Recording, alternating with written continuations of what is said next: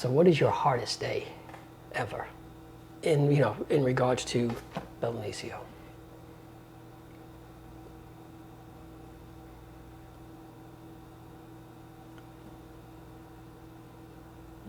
My hardest days are when we have a client that I just can't reach. I have a woman that I can't connect to, can't convince her it's a good thing. She's fighting me the whole time. Figuratively speaking, of course. Yes, yeah. But sometimes, actually quite often, that'll switch on a dime.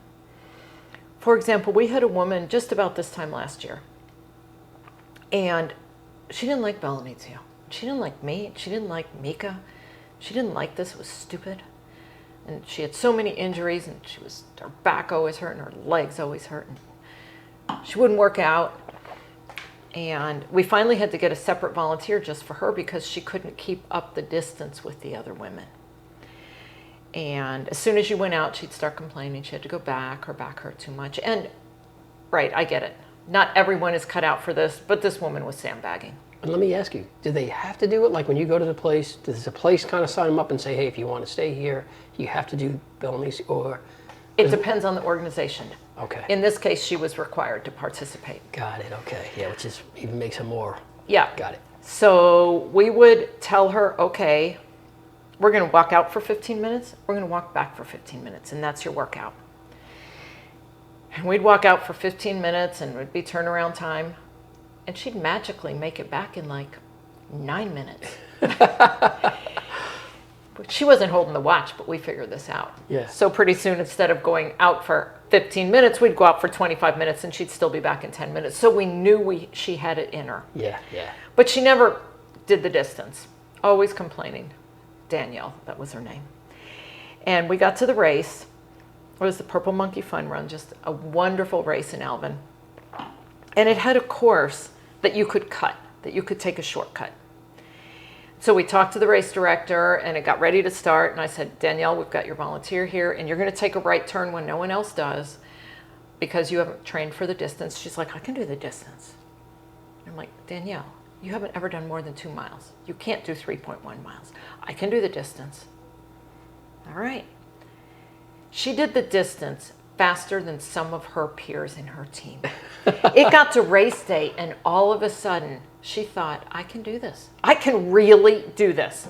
Oh, wow. And she came across that finish line crying. Rob, she was crying. She was so happy. I did it. I did it. I did it.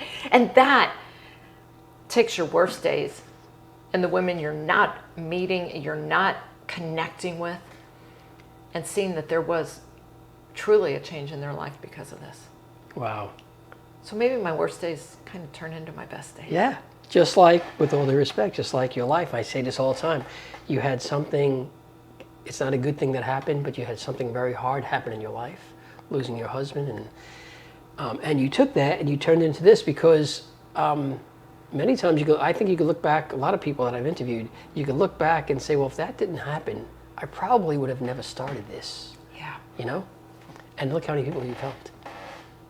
That's pretty cool. So that's funny. But did you ever think about quitting? No. Not even close? Not even close. Not even close. Wow. No.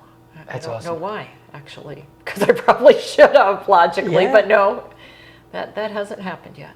All right, so Theresa, you're doing a nonprofit. How many nonprofits do you think there are in the city of Houston? Oh, I don't know how many tens of thousands. Really? Oh, yeah. Good Lord. Okay, so this is a very important question. If you were selling a product or a service, people are getting something in their hands, right, or even service that's immediate value, right? Giving back is awesome. Absolutely. But you're selling, as far as asking for donations, you're selling something that there's a whole bunch of other organizations asking for help too. What are some of the things that you're doing, that your organization is doing, to keep the funds coming? Oh, If I can ask that. of course. The bottom line when we're asking for money is that You know, you can spend your $25 and you can get your cake or your new t-shirt and you can take that home. But what you can really, really take home for $25 a month is the satisfaction, the knowledge that, honest to God, a life is being changed locally. You can come out and meet these women. You can talk to me and, right? We're not living in fancy places and have fancy offices, right? Our money is going to our women to get them across the finish line. So we are giving the opportunity not only to our women to have a life-changing opportunity, but our donors as well. And we share that opportunity through our Soul to Soul Fiesta, which we do every May, which is a fun event where we have a live auction and a silent auction. We do it through our Giving Thanks, 5K, 10K, which we do every year, the Saturday before Thanksgiving. A good community event where you can come out and meet some of our women and walk and run and have some fresh air. And we do in-between events like a trivia night and a bingo night. We ask people to consider becoming a monthly donor. Like you are. Thank you. Is that the easiest way? Because this way they... Yeah. I mean, you know about you know about cash flow, right? Yes. And if you can have sustaining income every month, then you can plan your growth. You can plan your improvements. That's true. So we ask people to consider that. Just give us a set amount every single month. And they can do all that, of course, at our website. Yes. We love volunteers. Come out and meet our women. Walk and run with our women. And I got to tell a quick story. So I was at your, what was the party called? Soul to Soul Fiesta. So Teresa's at the very end of the night, she's asking for money, and there's many ways you can do that. Teresa, of course, brings up her mom. How old is your mom? Almost 90. And she, I don't know how many times she said, now, how are you? And she had her mom asking basically for the money. You go to her mother on the way out and either say yes or no. It was almost like that. So there's no way you're going to tell this woman no. Like, holy cow, that's why people are signing up. I better sign up. Genius. And you get her homemade chocolate chip cookies when you sign right. up. They were excellent. They were fantastic. It's hard to say no to my mom. It's impossible to say no to you. Yeah, for many decades I've realized that. Oh, that's so cool. That is so cool. Okay, hold on. I got to see. There was one other question I wanted to ask you. Oh, yeah. Any habits that you do, business-wise, that keep your business going? Again, you hear about businesses go out and a nonprofit. It's extremely hard to keep everything going. I know you have I understand the business side, but is there anything that you do as a business owner? Do you have any habits in the morning? Any habits at the end of the day? Anything that you do? Could be spiritual, could be just goal setting, anything that you do that helps keep your business going. The first thing I do in the morning, which keeps not only my business going, but my life going, is the first things I say is, this is the day the Lord has made. Let us rejoice and be glad in it. Thank you, Jesus, for letting me wake up this morning. Then I look on the ground and I pet my dogs because I love my dogs. I exercise every single day. I run. I do Camp Gladiator. I do yoga. And I try and do everything from a spirit of opportunity and gratitude. If I had to look every day of, okay, who am I going to ask for money today? That would just be depressing and sad. Yes, yes. But when I can call someone and say, not asking for anything, thank you for what you're doing for our women. That's all, gotta go now, bye. Man, you know, every time I call someone, Rob, and I'm like, hey, Rob, it's Theresa, listen. That person is like, great, someone's gonna ask me for money now. Man, I really appreciate everything you're doing for our women. You know, I look forward to seeing you again, and thank you. Yeah? What else? That's it. You don't need anything? We always need stuff. That's not why I'm calling. Thank you. Okay, I better go now. Back to your day. Bye-bye. Man, you know they leave with a smile. Yeah. And you're planting a seed for a future opportunity, but you're letting them know that every dollar is being well spent and having an impact. So what gets you down? Does anything get you down? Here's where I'm going with this whole thing. Because you give back every day, that's part of what you do. And I tell people all the time, if you've never volunteered, I'm going to tell us a very quick story, and we're going to come right back to you because it's not about me. But I did a volunteer years ago through the church. We painted a fence for a halfway house, and I did it just to do it. And Theresa, I look back on that day. I don't know. I can't tell you what it did for me and why it did, because I'm just painting a fence. Me, it was like some church people and some of the people that lived there. So we were all working together as one big team. Some of the guys who were there in the house are singing while they're painting because they're happy that this giant fence is getting painted in one day. I came home, I swear to you, felt so, I said, that was far better than giving money. Because you could just donate money. But when you do, so you're doing this for a living. You're helping people. So what gets you down? What gets you down? Does so, and again, I imagine you get picked up pretty quick, but maybe it's a silly question. I don't know. I just can't imagine. It's not a silly question. But I can't think of the answer right now. That's good. Oh, and I get down, right? I'm human. But mostly I just try and focus on the not being down part. Yeah. Yeah, plus you're seeing people's lives get changed, which is amazing. Absolutely. How many people are in your organization? 2. We have myself and Mika, my program manager. Really? Just 2 running the whole? Just 2 of us. Wow. So a huge part, almost all of it, I imagine, goes not to administration. Obviously, you have to get paid, but it's really going right to the women. Oh, I think we're at 78% of every dollar spent goes directly to services to our women. Wow. Wow. And that's a really good percent. That's a huge percent. Yeah. Yeah. Then we've got, the overhead and a little bit of fundraising cost. Right. Of course. Because you need that. Wow, Theresa. All right. Well, before we close out, could you give advice to someone out there who's either thinking about doing a nonprofit? Because there are people out there, that's the first advice. So let's give that. And then I'm going to ask you as a business person. Someone's out there, they have a great idea. What's the first thing they think they should do? The first thing they should do is find out who else is already doing it. There is not a lot of things out there people aren't doing. And starting a nonprofit to feed the homeless or get clothing to the kids, oh, that's just going to make me feel so good. It's going to warm my heart. I'm going to be so proud of what I did.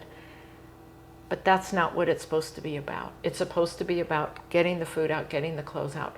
Find out who's already doing it and throw your work into that. Support the ones with your time, with all your resources that are already doing it. If someone's not doing what you want, figure out why. I had a woman approach me one day saying she wanted to start a nonprofit of making cookies and giving it to homeless people. So we had kind of a good conversation about, I wonder why no one else is doing that. Yeah. Are there perhaps better ways you could be helping homeless people than giving them a cookie? Yeah. But if you find that right thing to do, educate yourself. Talk to other nonprofits about how they succeeded. Get people on your board that care and are going to spend their time. And then be prepared to work 5 to 9 for not much money. Wow. That's the hard part. That's the hard part. People are like, someone was right now, they're writing everything, they get to that last part, like, what? 5 to 9, that's a long day. That's a long day. Wow. Do you also do work with other nonprofits? Is that another way of getting the name out there of what you're doing? Like I saw you at the nonprofit lunch, and you seem to know everybody there. But is that something that you also do? And I say work with, I mean, in other words, you're involved with other people from nonprofits? I don't know. Absolutely. We partner with nonprofits to serve their women. I have friendship with other nonprofit leaders where we share advice. Yeah, there you go. And Rob, as you know, everything nonprofit or profit is all about building relationships. You can't inspire people to support your cause if they don't know you and you don't know them. Oh, that's a good point. That's a good point. Theresa, I'm going to ask you one more question, and we don't have to put this on video if you don't like it. It's a personal question about when you lost your husband. Because again, someone's watching this video, and again, we do not have to put this out. I want to ask you how you dealt with, because someone who's watching this video just lost their spouse, and I can't imagine it. I can't imagine it. Can I ask, like, what you did when you first? What did you turn to? Was it your faith? Was it your family? When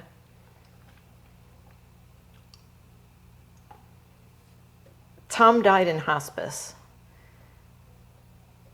And that night I was back at my house, of course. And my sister Nicole was sitting with me. She's sitting on the bed with me, and I'm just crying and crying. And I'm like, what am I supposed to do now? And she's like, well, you go to sleep and you wake up. I'm like, that's not good enough. And she's like, that's all you got right now. You go to sleep and you wake up and you take it day by day. You figure out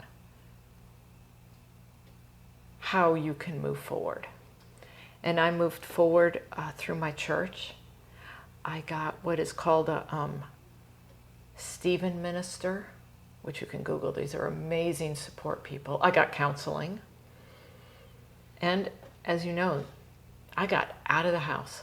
I found people that I perceived had it even worse than I did. Wow.